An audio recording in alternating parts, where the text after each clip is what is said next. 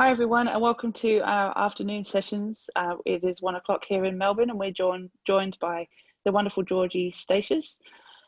We are going to explore what she learned through the cancellation of the Commonwealth Heads of Government meeting back in 2001. And Georgie, I know a lot of events and conference organisers and even corporates have had to make the hard decision to cancel events given the current circumstances. So really keen to hear your insights. For everyone that's joining, if you've been on a Vid19 session before, you'll know that the first two things that I ask is for you to first open your chat box, make sure that you have your little drop down set to all panelists and attendees so that everyone can see the conversation. And if you could also just pop into the chat where you're joining from, that would also be fantastic. Georgie, I'm going to hand straight over to you. Thank you so much for running this session. Having been a project manager for many years in the past and running a few events, I know some of the challenges that come with cancellations. So I will hand over to you. Thank you, Julia, and thank you again. I know I've sat in a few of these sessions already, and it's been wonderful and amazing that you've pulled this together so quickly. So hello, everyone. I apologise, I'm having a few issues with my chat box coming up, so hopefully I'll be able to see some answers soon. But I know we've probably got people joining us from all around and people who've worked on events over the last few weeks that have been cancelled, or projects or campaigns.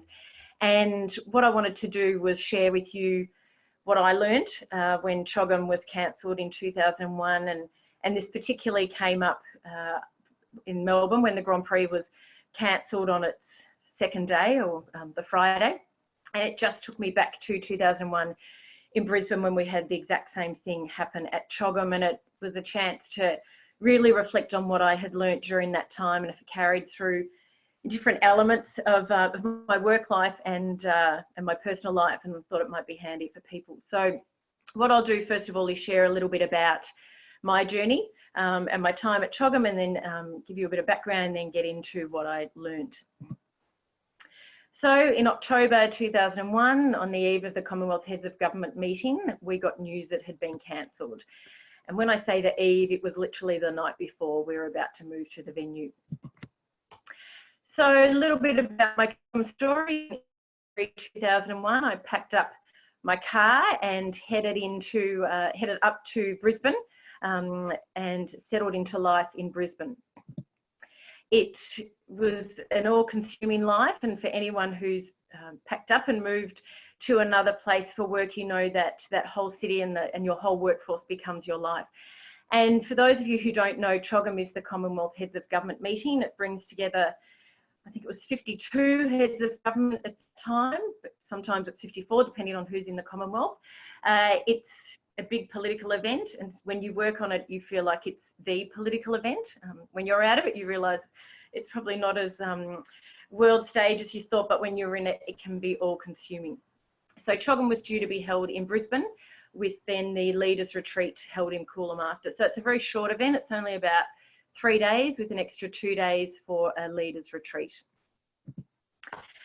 So it wasn't my first rodeo. I was used to packing up the car and heading up the highway, and in 2000 I had headed up to Sydney for the Sydney Olympics. So I knew the drill. You work hard, you play hard, you live in a bit of an event bubble, which I'll talk about later. You know that you make sacrifices, you work until all hours, you work weekends, but that's the life of someone on the event circuit, and I'm sure it's no different to someone working on a major campaign or project. So while I'm talking about an event, it's certainly something that can be transferred, a lot of these experiences, over to other areas. So up in Brisbane, the event bubble, once again, as I said, you really live and breathe everything you do with the event. So it's nothing to work until 2 AM. You think that's normal because everyone else in the office is working until 2 AM. And I just talk about this because this plays into some of the shock and the grief that you go through when you've poured your heart and soul into an event or a project, and then what happens when that project is pulled from underneath you. So as I said, we just socialised with our work colleagues, we worked all hours, we worked weekends. As the event got closer, the pressure keeps building. You don't have your family and friends in the same city to snap you out of that event bubble and to reality. You don't have people ringing saying, you know, shouldn't you be leaving work now? Or you were supposed to meet us for dinner, or don't forget we're going to the movies tonight. You are all consumed in that event bubble, and you do feel like the whole world is watching, and particularly with an event like CHOGM, and I'm sure the same with the Grand Prix in Melbourne and every other event around the world. You are led to believe, and you do feel when you're working in it, the whole world is watching, and this is and everything's riding on you. So the pressure's pretty intense.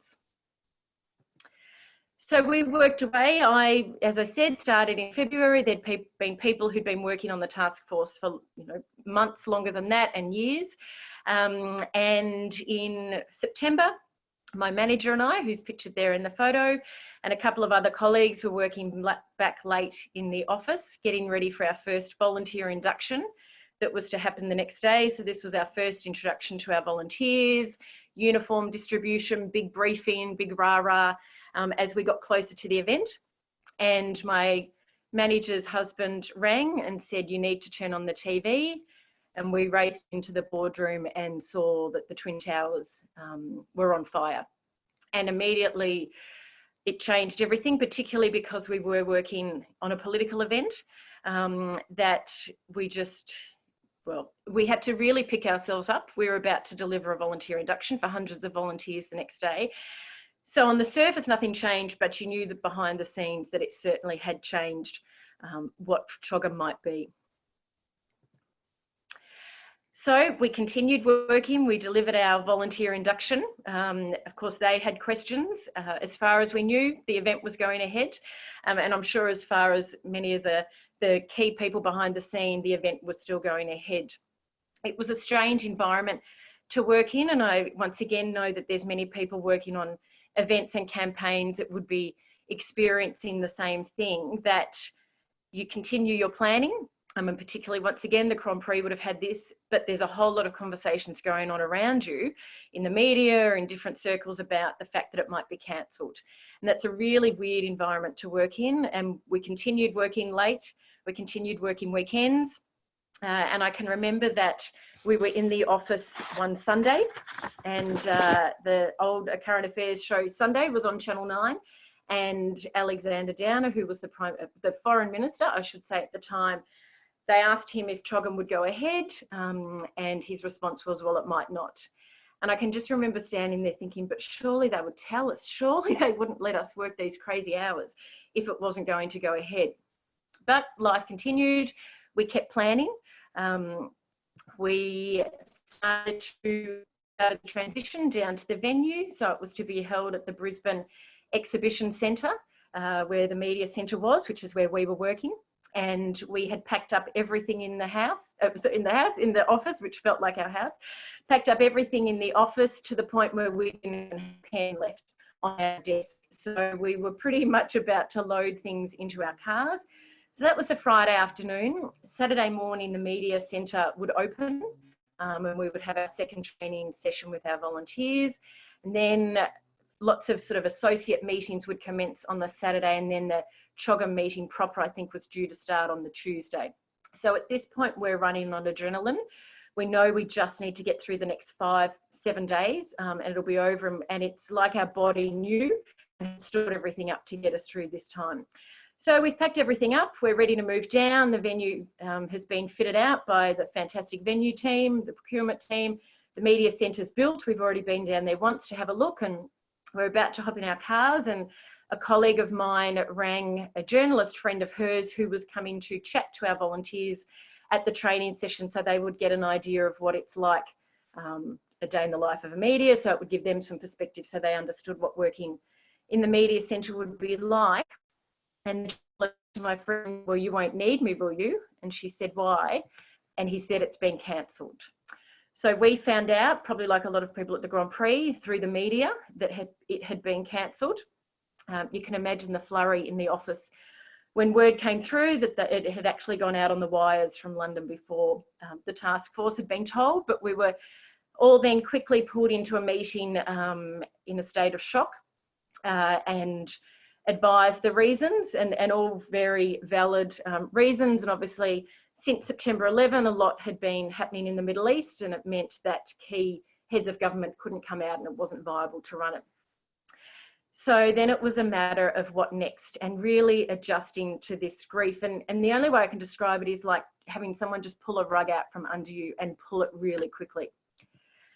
So what now? Our immediate thing was we needed to ring all our staff and volunteers because we didn't want them to find out from the media. We didn't want them to find out from the media before we got in touch with them. But unfortunately, at the rate the media travels, although this was nearly 20 years ago, so it was a little slower, but a lot had found out. So we had nothing. We had to unpack our boxes, try and find a pen, you know, got our volunteer list, started ringing each volunteer, each staff. Then it was, okay, what is planned for tomorrow? We had to cancel, you know, minor things like newspaper deliveries, things that you just had arranged as you worked on this event that you didn't even think about.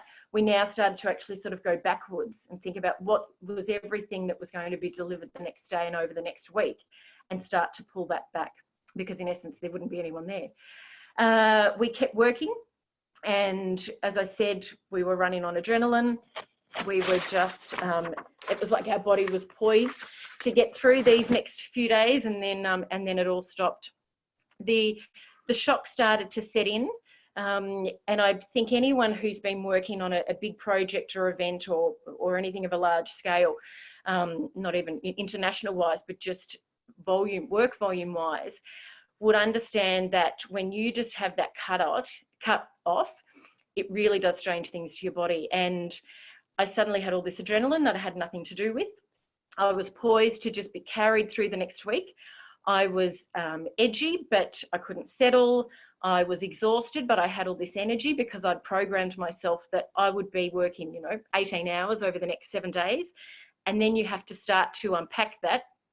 I'd even gone and had an event haircut that would be manageable during this time. And I kept thinking, but I've got my event haircut, you know. Now I have no event. And then we went into limbo. So what happened was that while everything was going on in the Middle East, it was still looked at of how CHOGM would unfold. There was then a federal election called, so we went into caretaker mode, which meant we couldn't make any decision, or no decisions could be made or passed. So now we're in a state of, do I head back to Melbourne? Do I still have a job? Is the event going to run? And what next? So this all took its toll, which I'm sure a lot of us are finding at the moment, but at the same time, there's a lot of, well, there's 8 really key lessons that I learned out of it that I probably didn't until this current COVID-19 situation has happened, where so many events have been cancelled. I probably didn't realise the value of the lessons that this had taught me, and that's why I wanted to share this with everyone, and hopefully it'll help you in whatever aspect that you might be struggling or dealing with at the moment. So the first one is allow yourself time to grieve, particularly when you've put your heart and soul into something and you've made sacrifices and you have that pulled away from you and you have that cancelled with absolutely no control over that. And even if the reasons are justified, like the reasons are at the moment, it can still be really jarring. Life will go on. It will go on a little differently, but it is really important that you just stop, that you take a breath, and that you process all the emotions that you've got going on during this time. It was really important to talk to our colleagues about how we were feeling. I remember my parents just happened to be up in Noosa, typical being Melburnians, that weekend, and I went and stayed with them, and it was a complete mess because I actually didn't know what I was supposed to be feeling. So it was really important to take time to grieve, and I know a lot of clients and colleagues and network friends that I've been talking to at the moment have said they really felt grief with their event, and that can sound a little funny because we're not saving lives with most events, but it is still something that you have put all your energy into, and it is okay to feel down and to grieve that, and to take that time to really process it. Because if you don't do that, it will actually flare out in some other part of your life. So the second one is focus on your event only. Now, at the time that CHOGM was cancelled, there weren't a lot of other events going on that needed to be cancelled for the same reason, but there was certainly a lot going on following September 11. We also had the sort of ANZAC crisis at the same time, so you could certainly feel the world was changing. But it was really important for us to just focus on our event, and I certainly urge people to do that at the moment. If you've had a campaign or a project or an event that's been halted, to just focus on that, because the temptation and the risk is that we take on and we are overwhelmed by everything going on around us. And I certainly know that's been happening in the last few weeks with the industry, being an event manager and making decisions on events and making decisions, 2 weeks ago that has moved so quickly. But decisions that we needed to make based on each event. But what I was finding was there was a lot of conversations around, well, that event's even cancelled and even this event isn't going to go on. And that's really dangerous because you start to get overwhelmed by it. And I certainly know when Dark Mofo was cancelled, so a festival in Tasmania, for those of you not from Australia, that I had that emailed and text and commented to me from multiple people saying, well, even Dark Mofo's cancelled, so we should cancel our event. And it's about actually just focusing on your event, because that's actually all you can control. Which leads me into the next one, which is focus on what you can control. And particularly now, and the same when CHOGM was cancelled because of September 11 and then subsequently what was happening in the Middle East, there was a lot we couldn't control. We can't control that we've needed to cancel it. We can't control necessarily when it will be rescheduled or postponed to, but there are things that we can control. And it's really important to focus on those. So little steps that you can do, even if it's a little to-do list each day that you can tick off and feel that you are making progress and that you do have control over some elements.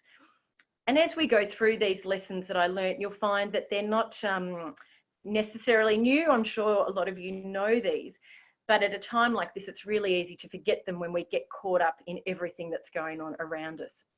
So really looking at what you can control. For instance, with CHOGM, once again, we couldn't control a lot because we didn't know when it would be postponed until. We didn't know where it would be postponed to. We didn't know what format it would look like, but there were still things that we could do. We could still look at how we had set up each of our programs in the media centre. We could start to do some different scenario planning. So even if you don't know what the final outcome will be with your project or event, or whatever you're working on at the moment, there's certainly, you can do some planning, you can do scenarios, you can use this time wisely and really look at what you can control. Do not look in the rearview mirror. This was a key one, because once again, the risk is to keep looking and saying, oh, well, what if, this time in 2 weeks ago, we should have been running the event, or this is when such and such would have happened. And that's really unhealthy to do, because you'll never move on from that. So it was really important for us to acknowledge that CHOGM 1.0 had been cancelled, and then start to look to the future and not spend time on those what ifs. The fact was it had been cancelled and it was no use dwelling on the past. And it was really about focusing on the future now. And I can honestly say that once we started, or once we had word on what would happen to it, which I'll talk about in a moment, we really did just look to the future. We didn't once look back and say, oh, what a shame our media centre would have been this size, or, oh, the event should have gone for 4 days, or, oh, it's a shame we didn't have these Brisbane volunteers. It was really a new event and we were off and running with it. Make the most of the second chance. And this is a really key one, because I'm seeing it start to unravel a little bit on events that have been postponed, that all they're doing is straight postponing the event or reschedule it without actually looking at things that you could have done better. So for all of us, we often say, oh, if only I had more time, or next year, why don't we do this differently? Well, we've got that time now. So make sure you make the most of the second chance. It's a really important one. And certainly start to look at what kind of planning you can do, perhaps some assessing and reviewing, because we do have a bit of downtime. So it's about how we use that wisely, and certainly not just straight rescheduling your event, or just looking at holding it next year instead, but really look at what you can do better, improvements that you've noticed along the way, and make the most of that second chance. even if the format's different, and that happened with CHOGM, we downsized to a smaller event. It got moved to Coolum. So what was originally going to be held in about 4 exhibition halls at the Brisbane Exhibition Centre got moved to the Hyatt Regency, or what was the Hyatt Regency then, to Coolum. It was very much downsized. The style of the meeting was downsized. There weren't all these sort of associated meetings. So it was a very different format from what originally had been planned. And we should say that the original one had been planned over a couple of years. CHOGM 2.0 needed to be pulled together in about 3 months because we ended up holding it in the March of 2002. But it really was about, okay, even though the format's different, what changes could we make that we'd noticed along the way that we could have done better? Get out of the bubble. This is a key one once again, because particularly if you know what it's like to work on an event or a project, you can be in that all-consuming bubble. And I know I talked about that earlier, that you get consumed by working long hours, you feel that the whole world's watching, everything is depending on this event, and it's time to get out of the bubble. So really start to invest in other parts of your life. And I can tell you that over the last week, 2 weeks, I have seen a lot of chatter and messages in event groups, because naturally I'm in those groups as an event manager, that is very distressed messages from people who've lost their jobs, and certainly as an owner of an event agency, I know the impact that this current situation is having. But it is a really dangerous time to get consumed with everyone else, and to feed off of that, which often can happen. So make sure you take time to get out of that bubble and really invest in other parts of your lives. When I came back from CHOGM, I was determined never to work those crazy hours again. I'm not sure I always stuck to it, but that was my resolution. And I made sure I did things like I signed up for a film appreciation course at the CAE, the Council of Adult Education, which was really to make sure that I left the office at a reasonable time, at least one night of a week. So it probably leads into the previous point about make the most of the second chance. I certainly looked at, okay, how will I work differently? Not only in what I will deliver, but how will I work differently as an event manager to make sure I get out of that bubble. And I know I sat in with one of the sessions on here, it was yesterday or the day before, which talked about creativity, and creativity often happens when you're outside of work. So if you do a hobby, it can be the best place to generate that creativity. And I say the same with getting out of the bubble. Look for a hobby, make sure you invest your time so that it doesn't become that all-consuming sacrifice. So the next one, use the downtime wisely. And we've sort of talked about make the most of the second chance, but the reality is that we will have some downtime. And I know between CHOGM, I'm calling it 1.0 and 2.0, that we certainly had downtime. Use it wisely, don't waste it, because it will actually go fast. And I know with CHOGM, it felt like it was going to be months before we could start planning. But then when we started planning, it was bang go. And I think the same will happen with this, whether we start to get back to a new normal in a few months or 6 months, whatever it is, when we come back, it'll be bang. So really make the most of this downtime. I've said to people, read those books that you've always wanted to read, listen to podcasts, call someone for a chat that you've been meaning to catch up with for a coffee, but really try and get some structure and use this downtime so that it's not wasted, and that in a month's time, you don't look back and say, oh, gee, there's a lot I could have done in that month. Next one is maintain normality. And this is probably one of the most important things, and one that I'm certainly trying to instill, having started working from home yesterday, is really creating that routine, because as we've said before, there's a lot that we can't control around us. There's so many external factors happening that are out of our control. But what sort of normality can we maintain that becomes our anchor?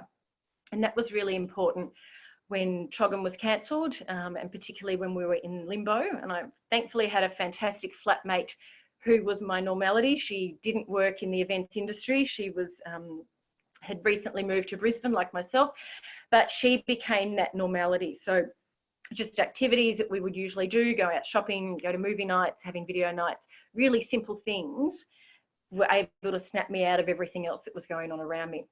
And I really urge people to try and maintain some normality in this crazy time, whether it's still getting up for your walk at the same time each morning, still having lunch at the same time that you would have had it in your office, little things that you can do, because that will be the anchor that gets you through this, because those pieces of normality will be the things that can tie you back to before COVID-19 hit. So they're the 8 lessons that I learnt, and things that I've certainly been reflecting on over the last few weeks. As I said, it has moved really fast. Events that I was, you know, we were doing scenarios and sort of risk matrices about probably 2 weeks ago, obviously certainly aren't going ahead now.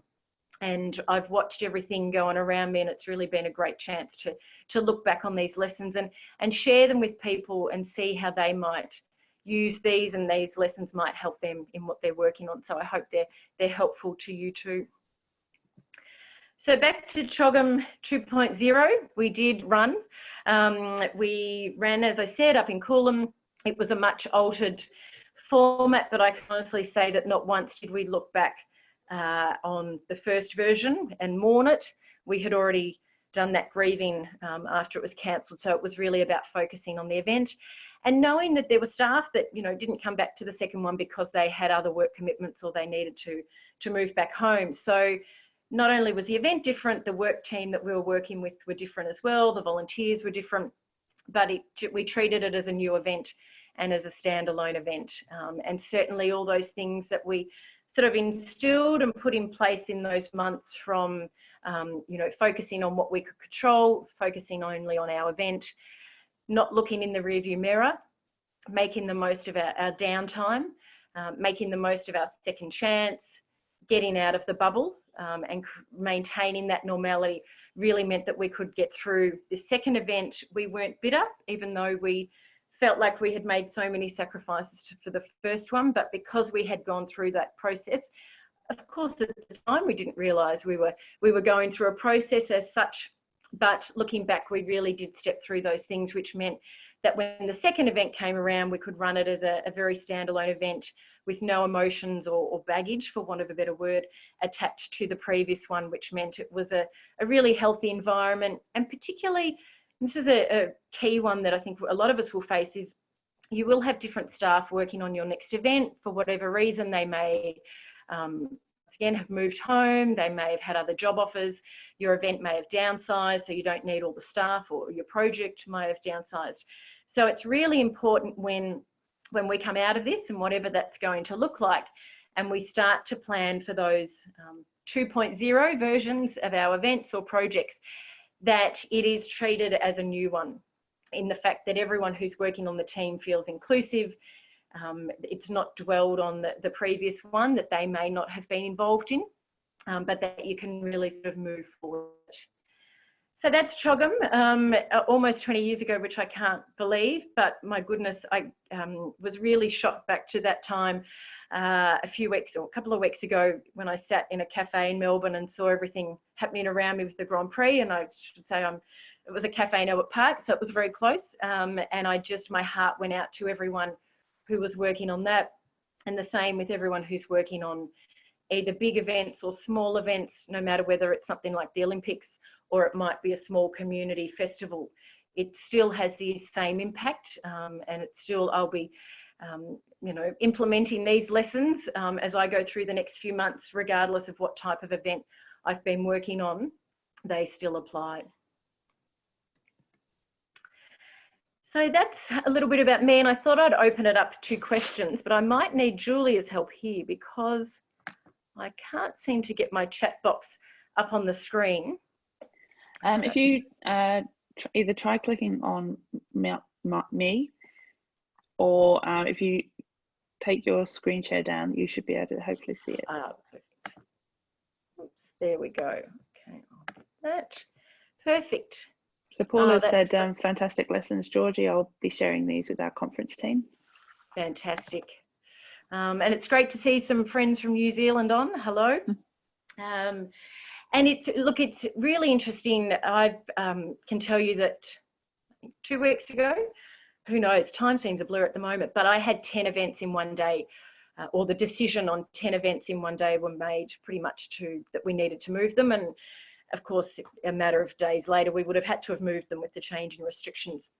And each event is really different. So particularly for Paula, who's working on, I'm not sure if you're working on multiple conferences, Paula, but it's also managing, if you're working on more than one event may get pushed to October or November, one might get pushed to February, one may not run, and it may just run next year as sort of a yearly thing, is trying to manage each of those as you go, because all of those will have really different demands on your time and your emotions, and it can be hard to manage those, but hopefully those lessons will help you. And the other thing is, which certainly CHOGM was a great example of this, is don't just look to postpone your event and run it in exactly the same format as you were originally planning to run it. With CHOGM, we certainly had to make adjustments because, as I said, everything going on overseas, security measures, it was a lot more controlled environment than what it originally was going to be. They removed things like larger motorcades through the city, which we would have originally had in Brisbane. And it was really downsized to a much smaller, controlled and secure environment in Coolum. And that's what I'm doing with a lot of my events at the moment, is looking at, okay, we're not just going to postpone it, but how will the environment potentially be different when we come out? Do we think realistically all our guests will have the funds to buy a ticket? Should we actually look at a venue that's smaller? We know that people will have spent a lot of time in their homes, so we're particularly looking at venues that have natural light, looking at how behaviours may be, looking at more connecting and networking elements, particularly at something like a conference, because we will have had this social distancing for quite some time. So really looking at how that might impact your event, as well as financially, behaviours, whether, you know, all your delegates will still be able to attend. Such an interesting point, Georgie, because I imagine that we're not going to be in a world where suddenly the lights all just get turned back on and everything's back to normal. We're going to go through this almost, well, I sense it kind of feels like it's going to be staggered. So people's appetite to travel, people's appetite to invest in an event, whether it's a corporate event or event themselves, it's all going to be, there's lots of scenarios to think about in all of that, isn't there?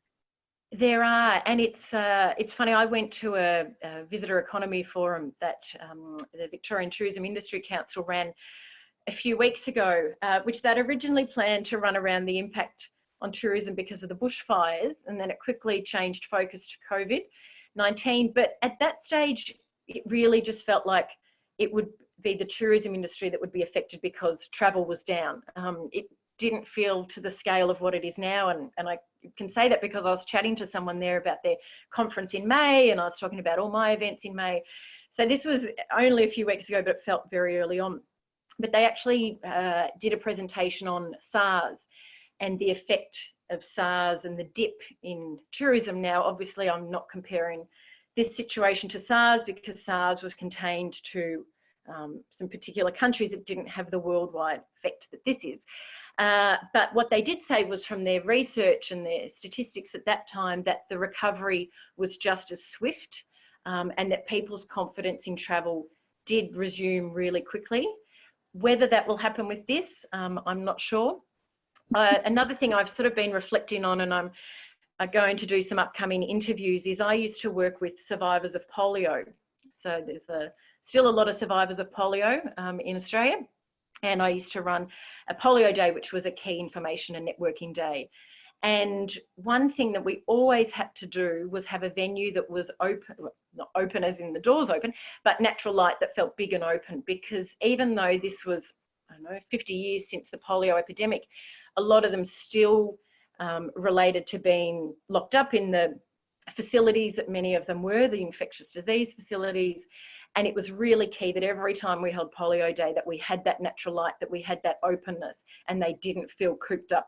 And it'll be interesting to see, and I can pretty much assume that a lot of that same stuff will happen when we come out of COVID. And I'll actually be doing some work and doing some research and interviewing some of the survivors of polio, of things that sort of have resonated with them when they came out of that epidemic, what they learn and things that they've carried on and things that have been important to them, because of what they went through back then. So feel free to sort of follow us on social media, and you'll see access to those. Yeah. I know we've got someone who's got post-polio, right? Yeah, Paul did a beautiful session yesterday. I think it was yesterday. All of the days are starting to merge into one. Paul, yes, it was yesterday. I'll certainly plan to travel. I've cancelled just about every trip I had planned this year, so I've got heaps of Qantas credits. So I'll be flying as soon as I possibly can. And certainly as a, and I'm saying this more as a speaker, so I do a lot of work with organisations sort of dealing with leading through uncertainty, and that's exactly what we're doing now. But it'll be interesting to see how speakers adapt their message in the conferences and the events as their messages start to come on board.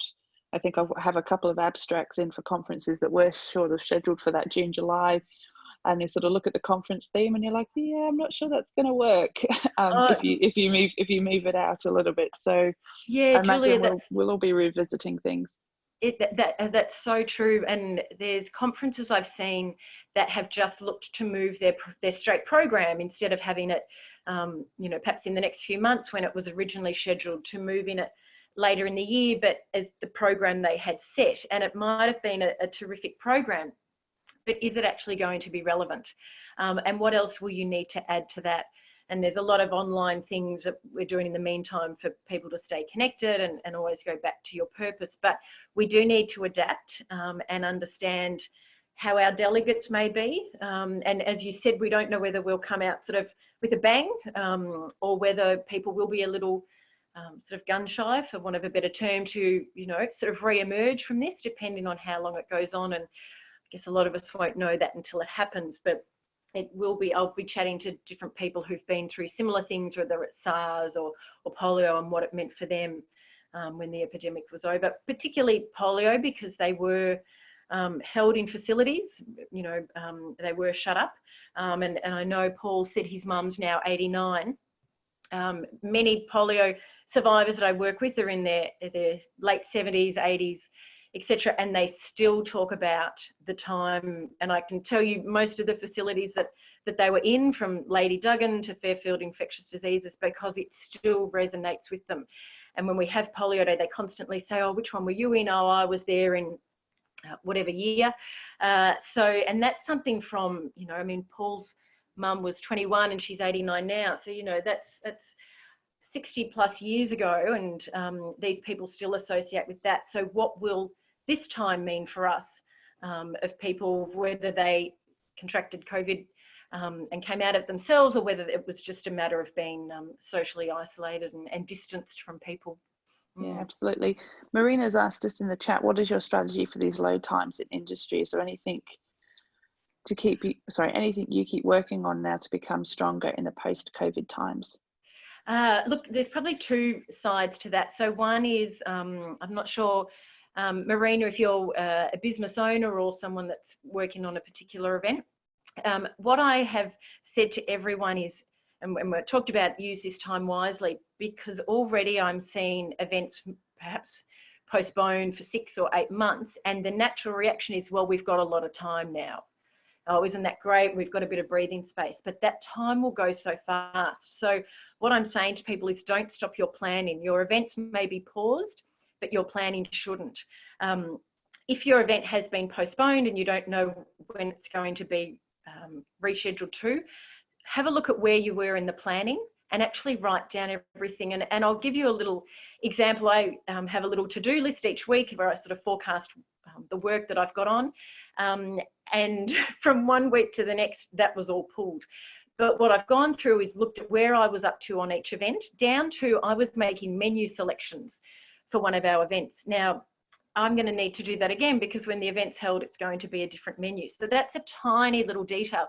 But if I don't keep track of where I was in my planning for the first event, I'm completely going to lose track when it comes to the second one. So I'm pretty much still working full time on the events, even though they're now 12 months away. Still a lot of planning to do. We need to redo all our project plan timelines. So things that we'd spent time on putting together, we need to completely rework all of those. So there is a lot of work you can still do in this time for your events. Then from a business owner, there's certainly a lot I'm doing. As I said, I'm trying to research as much as I can to see what might happen when we come out of this time. I know there's been a lot of talk that events won't ever be the same. I'm sure they'll be slightly altered. Who knows what they'll be? But there's certainly a lot I'm doing in the meantime. I'm doing as much professional development as I can. I've been running in-person masterclasses on the top 10 event trends. Well, I can pretty much say that they'll slightly alter. Not all of them will alter, but definitely with what's going on, there will be some changes to those. Things like contracts, you know, perhaps in the past, we haven't had as good a grasp of a venue contracts, or supply contracts, that sort of thing we can really start to do a lot more work on. And as I said, just use the time wisely. So from a business owner point of view, I'm doing professional development. I'm building a lot of content that I can push out to help my clients and my network. I'm starting up some weekly free online event huddles where event managers can just come in. We can talk about what we're going through, solutions, challenges, that kind of thing, and just sort of doing as much pre-planning, because when we do come out of this, and anecdotally, I know that October, November, December of this year is jam-packed with events that have been rescheduled from the next 4 months. We're going to come out and it will be really fast for event managers. So what I say is don't slip into that risk of thinking you've got a lot of time, because it will go fast. I think there's also, and I'm saying this more from as a former project manager, there's always so much learning that comes from this time as well. Like as soon as the bike starts to wobble, there's there's learnings that come from pedaling, like having to pedal and restabilize. So absolutely. Hopefully we won't be in another COVID-19 world, but I know that events and projects, you know, get the wobbles all the time for different reasons. So is there things that we can learn and improve as we go? You know, what worked, what didn't work, and what can we improve absolutely now? And I've got a friend who's working in Dubai on Expo, and we've been talking about a lot of this that's been going on, and he's worked on a lot of major events, and he said this is event management. This is what we do. We have curveballs thrown at us, perhaps never the size of this one, but we're used to needing to pivot, which is probably the buzzword at the moment. We're needing to quickly change plans because we've actually got to think on our feet, because with an event, it's over in a few days. So you don't actually, when things change and things get thrown at you, usually don't have a lot of time on the spot. So you actually have to think really fast, and that's happening at the moment. And I think the industry that's doing, I think event industry is doing it well, because we had to make really fast decisions to advise venues and delegates and speakers and guests and sponsors. But the other industry that's doing it really well, because they're being forced to, is the food and beverage industry. And the way I've seen restaurants completely change their model, the way I've seen cheese makers, wineries completely change the model that they had of perhaps a cellar door and a membership club to now putting together survival packs that they'll send to people. My local market, he's doing a drive-through program. So that industry, I've been fascinated to watch how fast cafes and food suppliers and producers and grocers and those kind of people have moved really fast to adapt their business model, because they've had to, and they've had to do it fast because obviously of a cash flow issue. So I think it's also looking to people like that. I'm certainly collecting every email I get about COVID, whether it's from a charity that I donate to or someone like Zoom that I use, seeing what kind of messaging they're using. I'm already, picking up who does it well and who could do it differently, because there's so much we can learn out of this. And so I'm just stockpiling little things as I see it, which I think will help in the future. Yeah, we had a lovely Q&A interview earlier in the conference with Philippe Gouchard, and I told him a quick story about a cafe around the corner from where I live, where it's somewhere that we go as a family to eat breakfast like most good Melburnians do. And one day they're a cafe, the next day they're a takeaway outlet. Yeah. And they're literally it would have been very easy for them to say, oh, we need to go away and figure out how we're going to shut up for a few days, but they were just literally in the space of 24 hours turned into a takeaway coffee shop and breakfast place, and Yep. we're still going there. So yeah, it's so many great stories. Paula's just asked one quick question, and then Yes. I'll draw things to a close. She's just saying, how can we join your event huddles? Yes, so if you email info@fetchingevents.com.au, I can give you all the information. So info, I-N-F-O, @fetchingevents.com.au. And I also see a note from Paul with regards to his mum's resilience.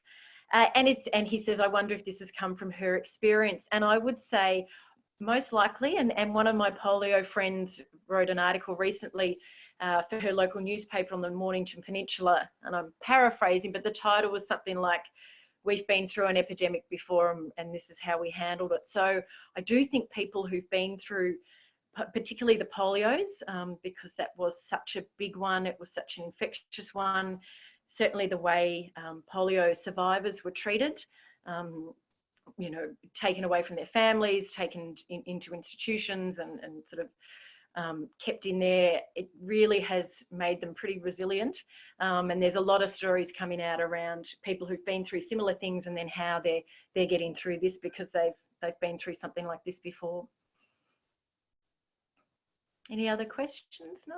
No, Georgie, thank you so much. It's pleasure. oh, yeah, Ken Robinson is the poster child for polio survivors. Yeah, massive fan of Ken Robinson. Could watch and read his stuff all day for people that haven't seen it. And Georgie, thank you so much. I know it's going to be a disruptive time for a lot of industries, but particularly for you guys in events. And so I wish you all the best. It'd be lovely to stay connected, and hope things go well for you.